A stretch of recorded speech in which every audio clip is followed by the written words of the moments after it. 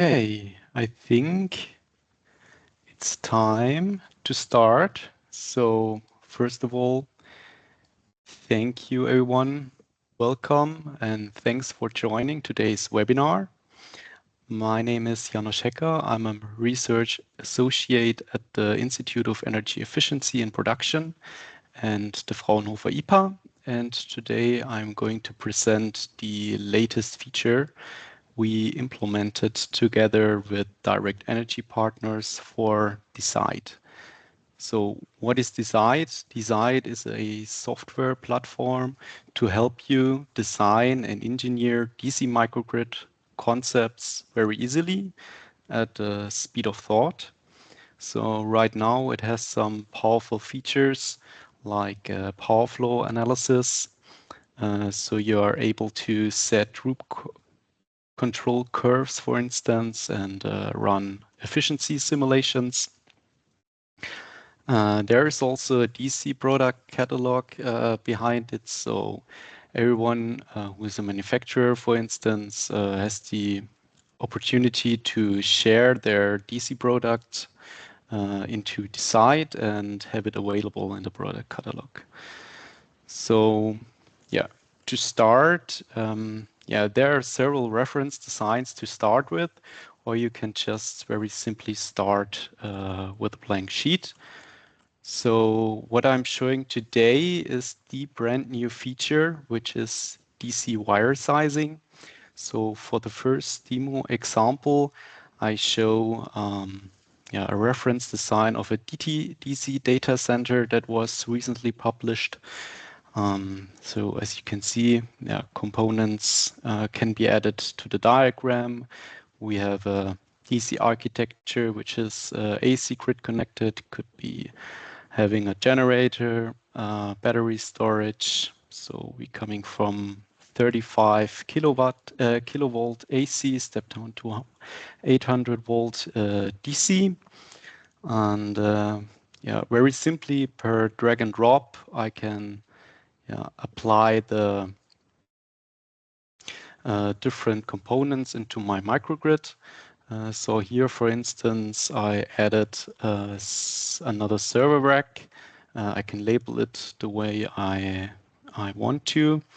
I introduce battery storage in order to help supply for the server rack. I can add like a panel which I can name accordingly. So here I'm implementing another DC distribution in order to supply the DC data center.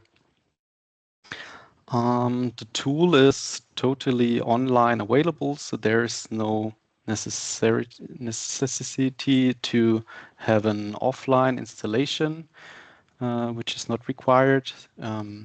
So here we add another AC mains grid connected to an rectifier. We make it isolated, and so we'll have a DC microgrid very fast. So now I'm going to introduce wire sizing. So we click on the connection. We see for the battery wire, we have the ability to see which is the design voltage and current, which is not yet calculated. It will be happening in the background. You will see it right away. We have a info panel where we see suggested wire sizes when we have inputted the proper parameters. We have installation methods, grouping, so how many wires should run in parallel. All of them can be taken into consideration. So right now there is no design voltage and design current set. So everything will be calculated in the background as soon as I give some information to the software tool. So what I'm going to do now is setting the server rack. So I have 12 server racks. One of them I will set it to 100 kilowatt each. So in the background, it will be calculated what voltage and current should be used. So it considers also bidirectional energy flows, different loads, etc.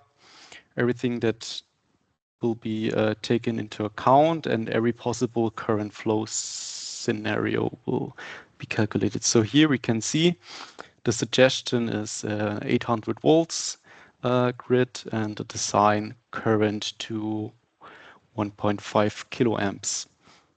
So it determines the worst case loading condition of every connection. Like here also, it determines the design current to 1.5 kiloamps, and also yeah, the wire on a higher level should also be able to handle that that current. So in the next step, you just click on the connection and take the suggestion and click to apply. Therefore, you are fine with that calculated design voltage and design current. You can scroll down and see, okay, there are 16 options now, which could be the wire size fitting into the installation. So yeah, you can see everything is calculated, like different reduction factors will be considered.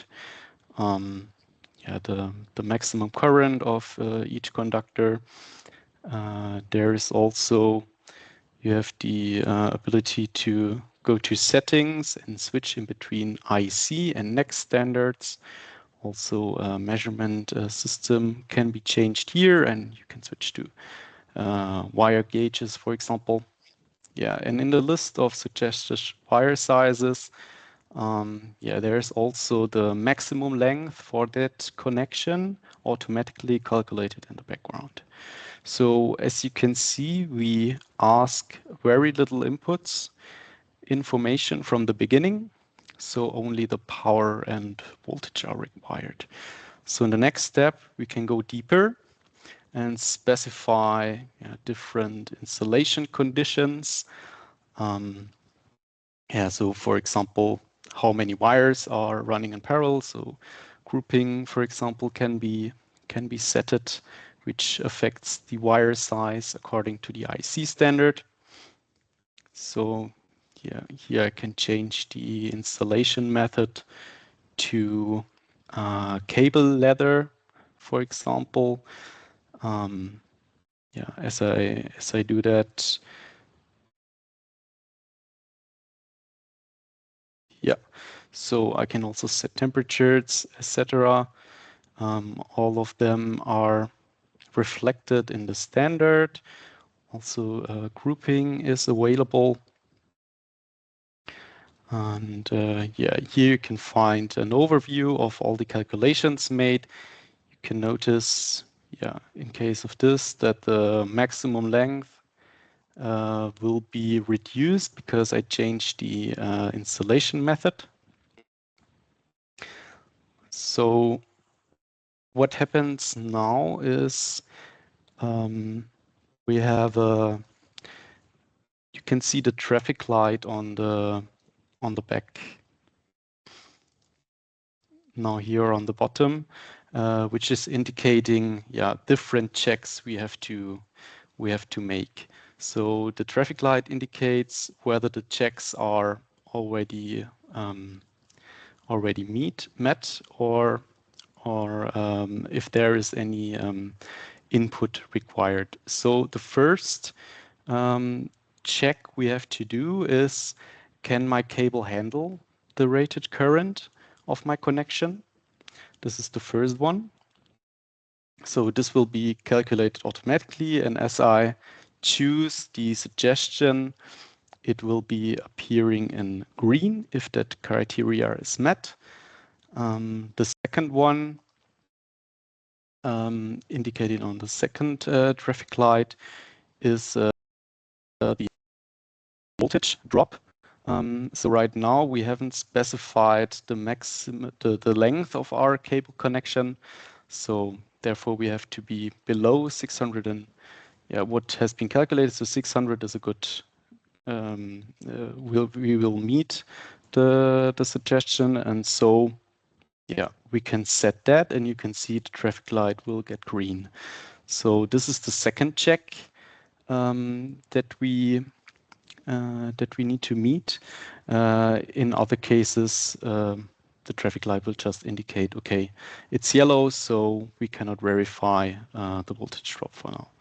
So now I'm going to zoom out because the third traffic light is going to be indicating whether overloading conditions are considered for my cable.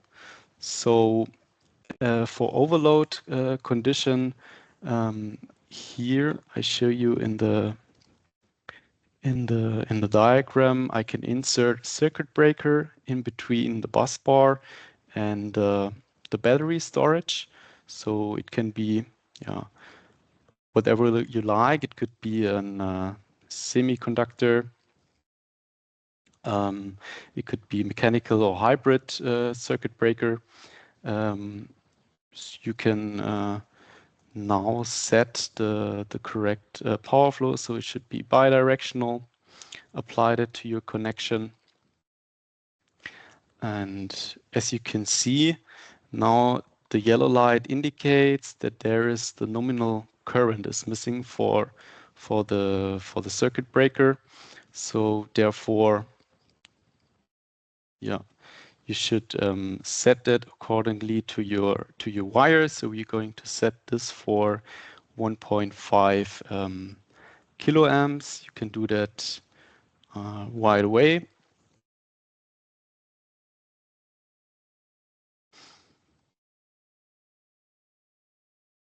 So check, it's in this video. So we are going to see that criteria is met. So this connection is connected for the overload condition and we meet the criteria. So there are several checks that we need to meet. So the first is whether the nominal current of the breaker exceeds the design current of our connection. The second one is if the nominal current of the breaker is less than the design current of our connection or is less than the current carrying capacity of our wire indeed. So the third one is, according to IEC standard, we need to introduce 1.3 and the 1.45 multiplier in order to make sure that the circuit breaker trips before we start overloading the current, the wire. So you see all the check marks are green, so we are fine with that circuit breaker. And so if you go to all or want to see like all of your connections, we have a wire schedule on the right side. So it's basically a single place where you can generate a report. It shows all the checks, whether they are satisfied or not. So it's a summary with all the parameters we added. It's also a printable format. So yeah, you can add this to your documentation and get your installation approved here. So now I'm going to run a second example. So very quickly for designing of a DC microgrid with hydrogen systems. So I'm going to add the bus bar. In sources, you also can find a fuel cell specified to 170 kilowatts. I put a converter in between. DC-DC, you can make it isolated. We will say, okay, fuel cell DC voltage will be 500. At the output to the DC bus is 700 volts. So I just simply connect those components with each other. I'm introducing a battery storage. I will also connect it with a DC-DC converter in between. The battery should run at 800 volts DC. I can also say, okay, 100 kilowatts is the maximum power going into and out of the battery. For the DC-DC converter, I give some specifications, connect them very quickly to the bus bar. And for the loads, I will simply drag and drop. This should be my electrolyzer with a nominal power of 1 megawatt. I will just simply quick connect it directly to the DC distribution. I will insert an EV charger system with 150 kilowatts connected to the bus bars. So I will make it just unidirectional, so no vehicle to grid. I insert the utility grid, insert a converter, so AC cable in orange. AC should be 400 volts AC. So what I'm going to do now is calculating the wires. So to get the wire sizing, so the first question is how much current each connection has to handle. So I will check for the design. Here it is. So it's 700 volts DC and 1.4 kiloamps for this connection. So everything will be calculated for each connection in the background. So you can check for all the connections what is calculated, and then in the next step, just go there, and if you're fine with it, you can click to apply the calculated values for design current and design voltage. Yeah, here you can see the suggested wire sizes. You have the top 3 recommended ones.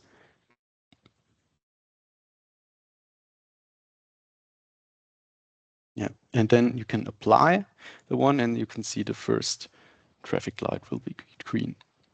And so you can go on through all the connections and specify the length of your cable, and insert a circuit breaker to meet overload condition.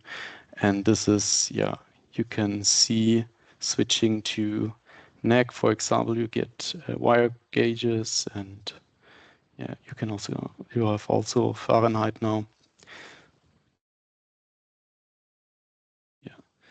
So to learn more about DCIDE and its functionalities, I suggest just including wire sizing. Feel free to try it out by yourself directly online on DCIDE.app.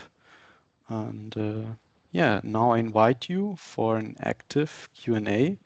So your microphones access should be enabled. So please free to ask if there are any questions. Thank you. I can share.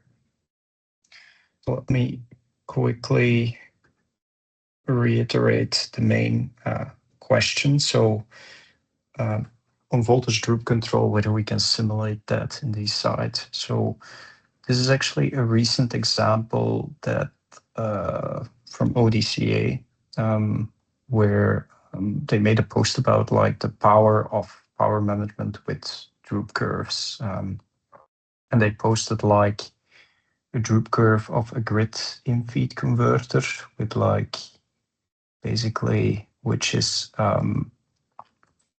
drawing power from the grid in order to support the voltage. So basically current, if the voltage drops, it's going to draw power from the grid and provide it to the DC bus up all the way to its current limit. Then as the voltage is rising in your system, this indicates that there is actually less load or more generation available, then it's going to reduce current all the way back to 0. And then actually when there's a lot of generation available on the system, the voltage will rise. And as a result, it will start sending power back to the grid. And that way, all these droop curves for the grid interfacing converter plus the energy storage system, that's the second one, and the photovoltaic, which will curtail solar output power if the voltage rises above a certain limit. That interplay will make sure that without any communication between different power converters, you make sure that your DC bus voltage remains stable. And when I saw that post, I created this quick example. And here you can set in the sidebar for this grid interfacing converter the droop curve. So over here, it says like at 700 volt, it's gonna draw power from the grid, about 100 kilowatt in this example. At 710 volt, it's gonna basically be idle up until 720, which is the dead band. And then it's gonna send power back to the grid when the voltage increases from 720 to 730 volts, up to 100 kilowatts. In this example, the maximum power limit of the converter. Then we have for battery storage, a similar curve, 700, 720, 740, 680. So we made different limits in here. And what we can then do is we can run a power flow simulation. So let me just quickly run one from scratch. So I can specify title, I want to do a snapshot simulation, or if you like, you can also upload a CSV file to run a time series. So now I'm going to do a snapshot simulation. So for this operating point, it's going to simulate what the voltage and currents will be. So model is successfully set up. It's solving background. And in a couple of seconds, everything goes well. It should show us the result. Here it is. So then we can view, and then we can see actually all the voltages and currents in our system in here, as well as the power.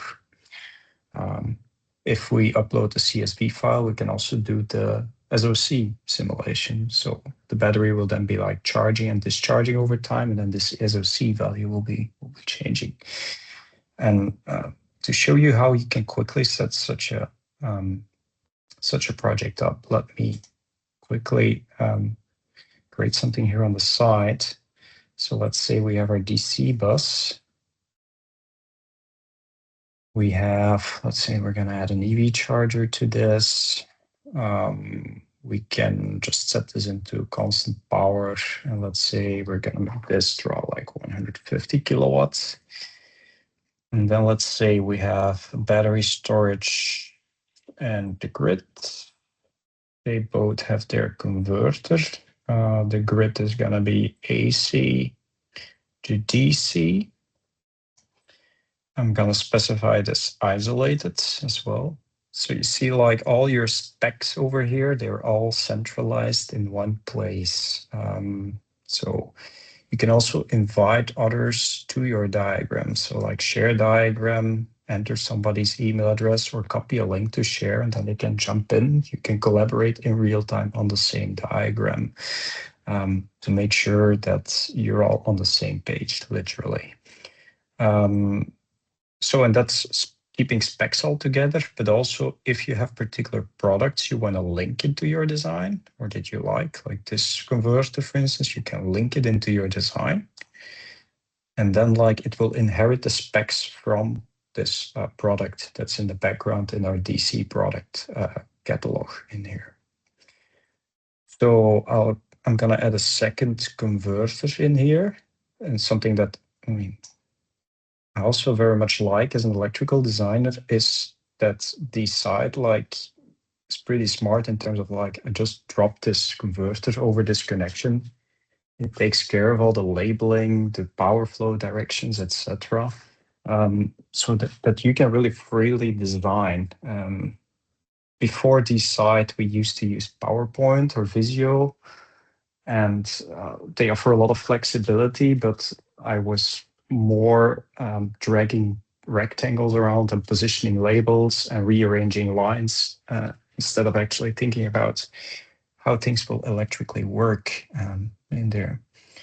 So you can quickly put this together and say we're going with a 400 kilowatt hour battery. Let's do 800 volts.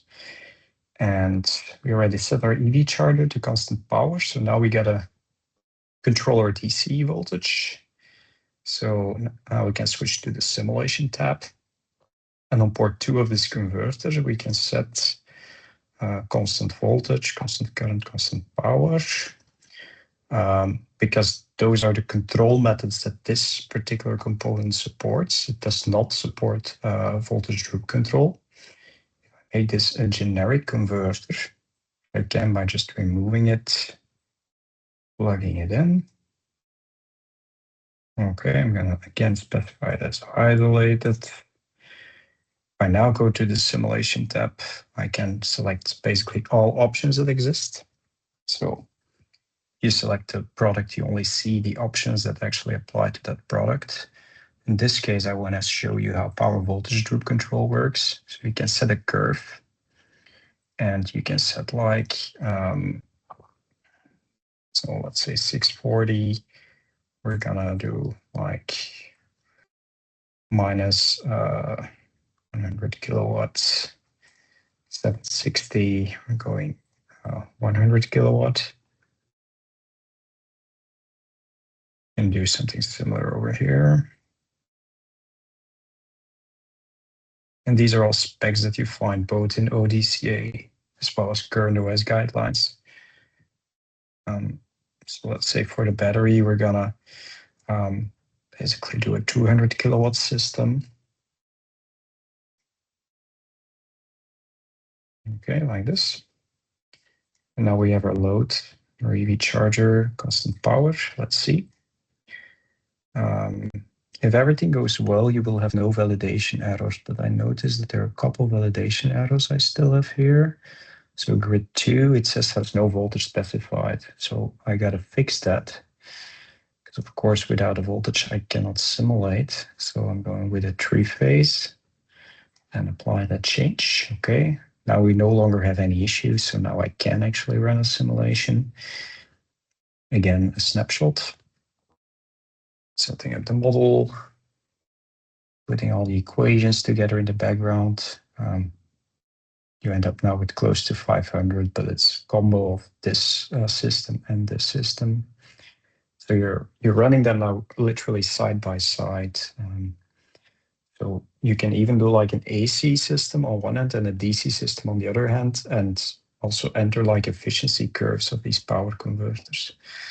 So okay, simulation is done, and then we can like view, okay, how are they actually sharing the 150 kilowatt in this case. So it's 50 kilowatt from the grid, 100 kilowatt from the battery, which is what you would expect because this is 200 kilowatt, 100 kilowatt. So this droop curve for the same voltage, they will always share, supply twice the power that the other one is doing.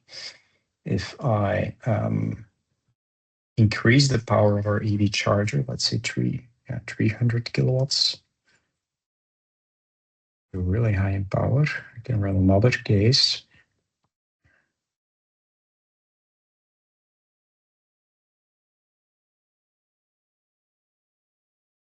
And then we expect to see like 100 kilowatt from the AC-DC converter and 200 kilowatt from the DC-DC connecting to the battery. So let's see. Yeah, so that's what we get now. You can also then specify subsequently like efficiency curves. Let's say this one, like 200 kilowatt maximum power, this is going to be like 99%. Let's say 75, we're going to do like 98%. 100 kilowatts going down to like 97, and then maybe at 50 we do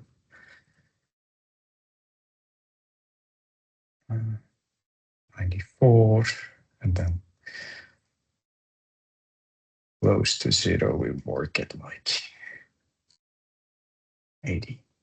This, so you get like a typical type of efficiency curve. Again, if you link a product and the efficiency info is available, it will directly be applied over here. You now run another simulation. We'll factor that efficiency curve into account.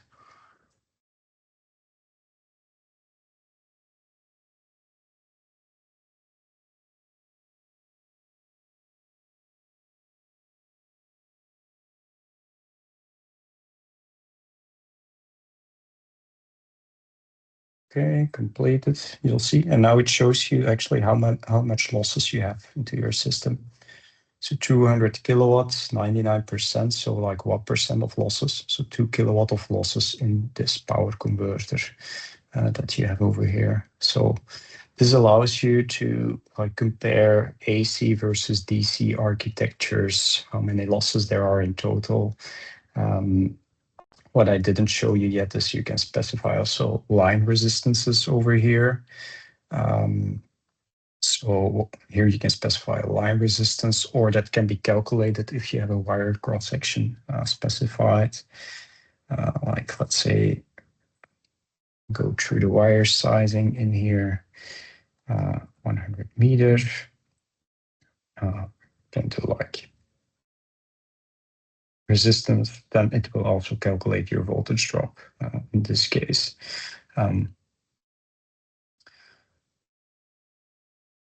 So power flow is available. There are validations happening in the background.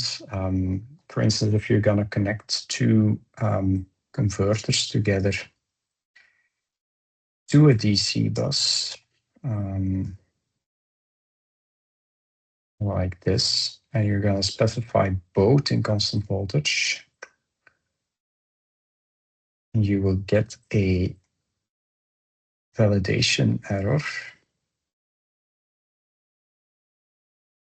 So in this zone, so a zone is a set of interconnected components. In case of a control zone, they all share the same voltage. So they're all controlling the same voltage. We see we have like one error. So saying this zone has multiple components, setting the voltage between your positive and negative line. So you have a conflict over here. You can fix it by either changing U8 to, let's say, constant power, by the changes, and then you no longer have any issues in this zone.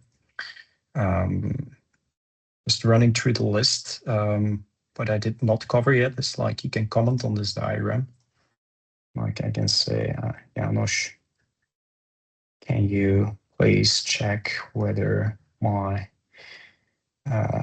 assumptions are correct if I set up these converters to have one in constant voltage control, one in constant power. Will my voltage be stable? Please double check. So that way you can add your comments here onto the diagram. Janos can reply. You can like put it close to a component and you see that it's linked to it. You can have like more elaborate chat channels as well, like if it's in general about your project, like we, for instance, use it to communicate also with installers. If they have single line and they're running the installation and they have like questions about, what communication protocol should I add additional networking wiring over here? What communication protocol is this device supporting? We typically have like communication channels over here where these questions get posted and then the engineers can jump in immediately. That way you keep all your information in one place. And this is also a way to like call upon support. So the DCIDE team has like dedicated electrical engineers with DC expertise behind this. that you can call in for support. Like if you have these type of questions regarding stability, regarding what protection device should I select? Should I go in with solid state, or is a conventional fuse okay, or a breaker? Can you guide us in making the right decision? You can rely upon electrical engineers to help you out. So yeah, that's a quick walkthrough of like power flow simulations and the other capabilities that it offers. And yeah, in summary, it's built to really design very quickly, rapidly, and to facilitate a lot of communications happening around these designs, all in order to help you make decisions, decide about which components to select, how to control this system, will it be safe, and all these type of questions that we're all asking ourselves every day again. So